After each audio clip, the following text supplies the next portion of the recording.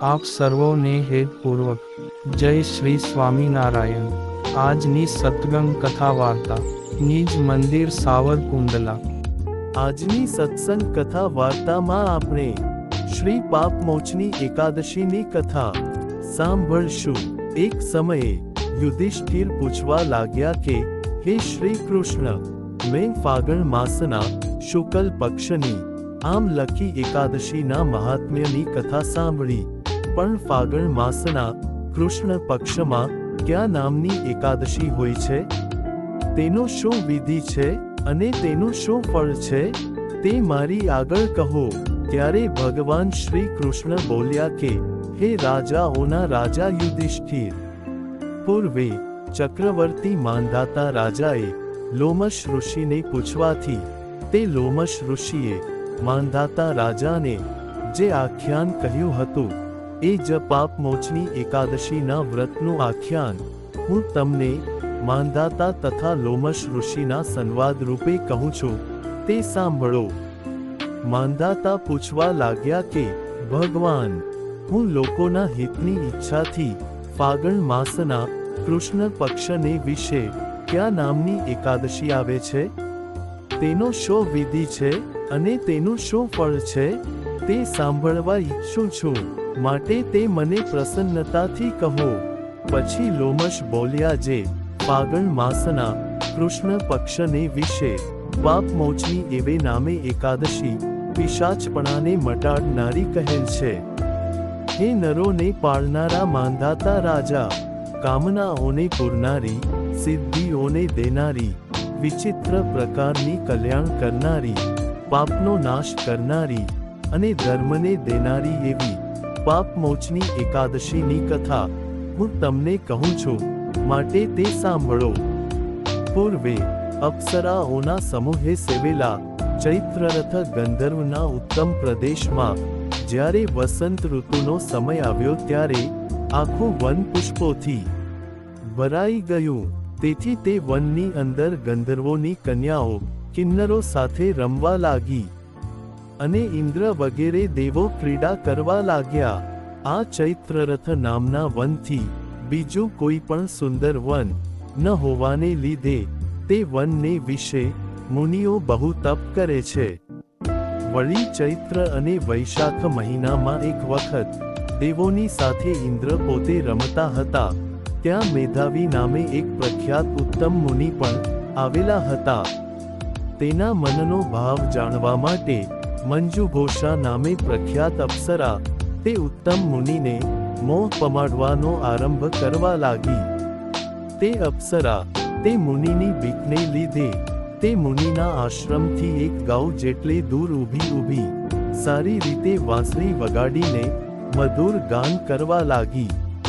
તે મંજુઘોષા અપ્સરાને દૂર ઊભી ગાયન કરતી તથા પુષ્પને ચંદન યુક્ત જોઈને વિજયને ઈચ્છનારા અને શિવ ભગવાનના વેરને સંભાળતા એવા કામદેવ તે મંજુઘોષા અપ્સરાના શરીરનો સંગ કરીને તે અપ્સરાની ભ્રમરો ને ધનુષના બે ખૂણા રૂપ કરી, તેના કટાક્ષને દોરડી રૂપ કરી, તેના નેત્રોને પીછાવાળા બે બાણ રૂપ કરી તથા તેના સ્તનોને વસ્ત્રની કોટી તંબુ રૂપ કરી શિવના ભક્ત એવા તે મેધાવી નામના મુનીશ્વરને જીતવા માટે ગયો।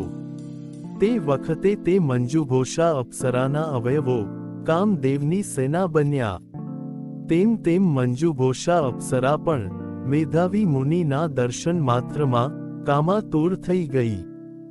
જુવાનીને પ્રાપ્ત થયેલા તથા ધોળી જનોઈથી યુક્ત એવા મેધાવી ઋષિ, લાકડી ધારણ કરનારા, જાણે બીજો કામદેવ હોય તેવા અતિ શોભતા આ મેધાવી ચ્યવન મુનિના સુંદર આશ્રમમાં વસતા હતા।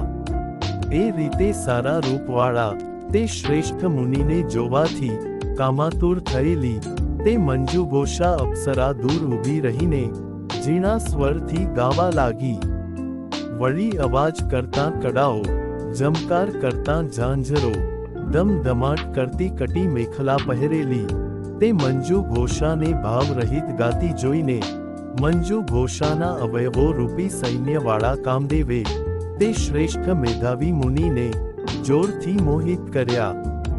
એ રીતે મુનિને મોહિત થયેલા જોઈને તે મંજુઘોષા અપ્સરા વાંસળીને નીચે રાખી હાવ ભાવ અને કટાક્ષોથી મોહ પમાડવા લાગી, અને વાયુના વેગથી કંપતી અને આકુળ વ્યાકુળ બનેલી વેલી જેમ વૃક્ષને વીંટાઈ જાય છે, તેમ તે મંજુઘોષા અપ્સરા તે મુનિને જેવી વીંટાણી કે તરત જ મુનિઓમાં ઉત્તમ એવા જે મેધાવી તે મંજુઘોષા અપ્સરા સાથે રમવા લાગ્યા. પછી તે જ ઉત્તમ વનમાં તેના ઉત્તમ દેહને દેખી શિવરૂપ તત્વને ભૂલેલા તે મુનિને મંજુઘોષા અપ્સરા સાથે ક્રીડા કરતા દિવસ તથા રાત્રિનું ભાન રહ્યું નહીં. એથી એ મુનિનો ધર્માદિક આચારને લોપાવનારો ઘણો કાળ વહી ગયો. તેથી દેવલોકમાં જવા માટે તૈયારી કરતી એવી તે મંજુઘોષા અપ્સરા જવાને તૈયાર થઈ ત્યારે પોતાની સાથે રમણ કરતા એવા તે શ્રેષ્ઠ મેધાવી મુનિને કહેવા લાગી, હે બ્રાહ્મણ, હવે મને મારા પોતાના સ્થાનકે અર્થાત ઇન્દ્રલોકમાં જવાની આજ્ઞા આપો.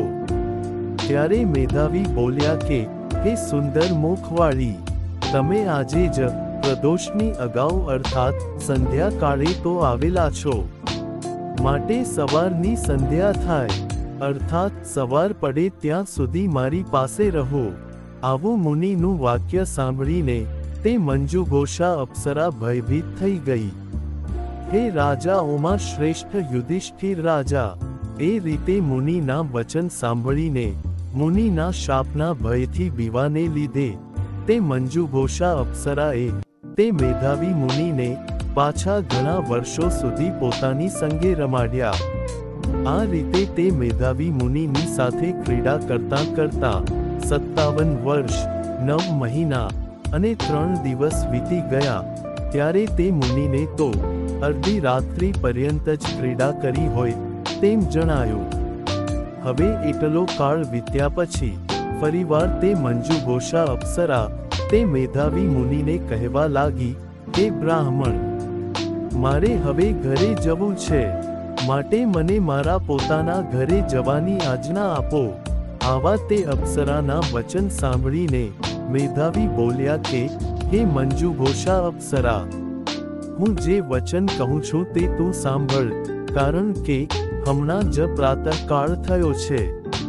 તેથી હું સંધ્યા વગેરે ક્રિયા કરી લઉં ત્યાં સુધી તમે સારી રીતે સ્થિર થાઓ અર્થાત બેસી રહો.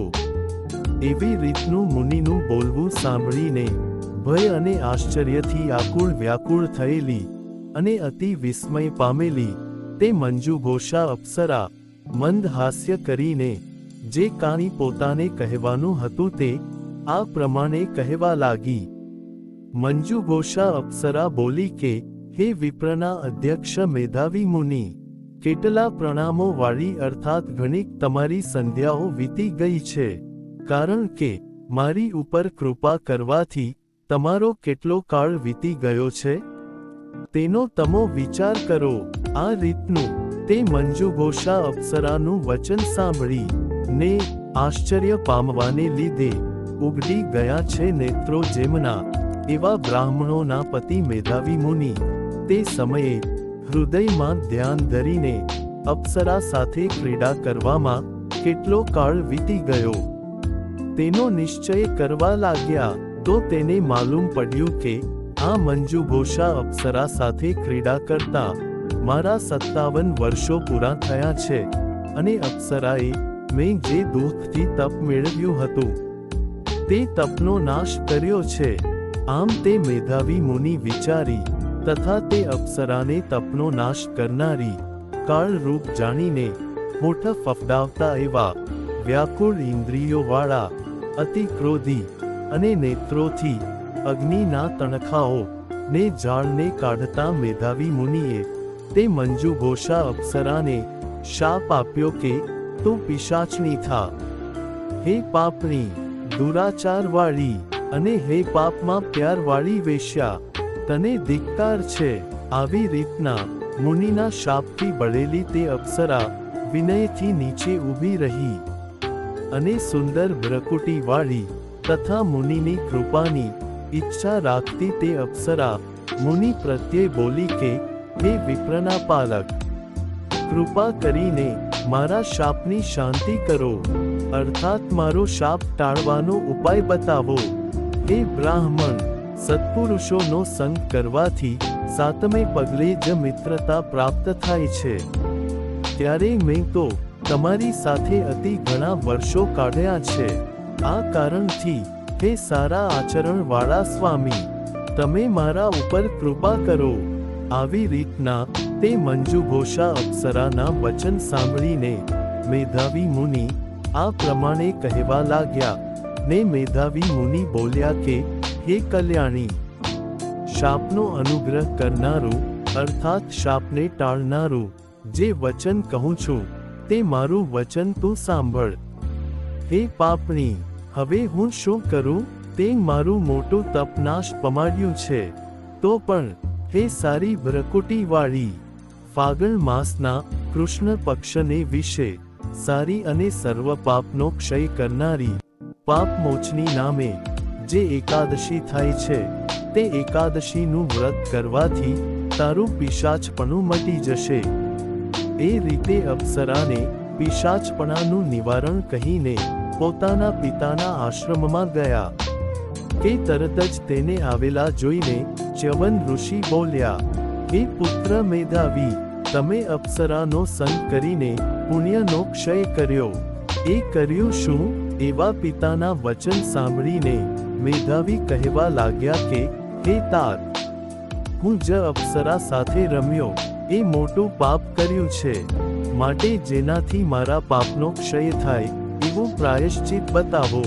ત્યારે ચ્યવન ઋષિ બોલ્યા કે, ફાગણ મહિનાના કૃષ્ણ પક્ષને વિશે પાપ મોચની નામે જે તિથિ આવે છે તે તિથિનું વ્રત કરવાથી હે પુત્ર, તારા પાપનો સમૂહ ક્ષય પામશે. એવી રીતનું પાપને નાશ કરનારું પિતાનું વચન સાંભળીને તે મેધાવી મુનિએ પાપ મોચની એકાદશીનું ઉત્તમ વ્રત કર્યું. તેથી તેનું પાપ નાશ પામ્યું. અર્થાત મેધાવી ઋષિ પાપથી મુક્ત થઈને પાછા પુણ્યવાન થયા. એ પ્રમાણે તે મંજુઘોષા અપ્સરા પણ તે પાપ મોચની એકાદશીનું ઉત્તમ વ્રત કરવાને લીધે પિશાચપણાથી મુક્ત થઈને એ પાપ મોચની એકાદશીના વ્રતના પ્રભાવથી દેવતાઈ રૂપને ધારણ કરનારી ઉત્તમ અપ્સરા બનીને સ્વર્ગમાં ગઈ.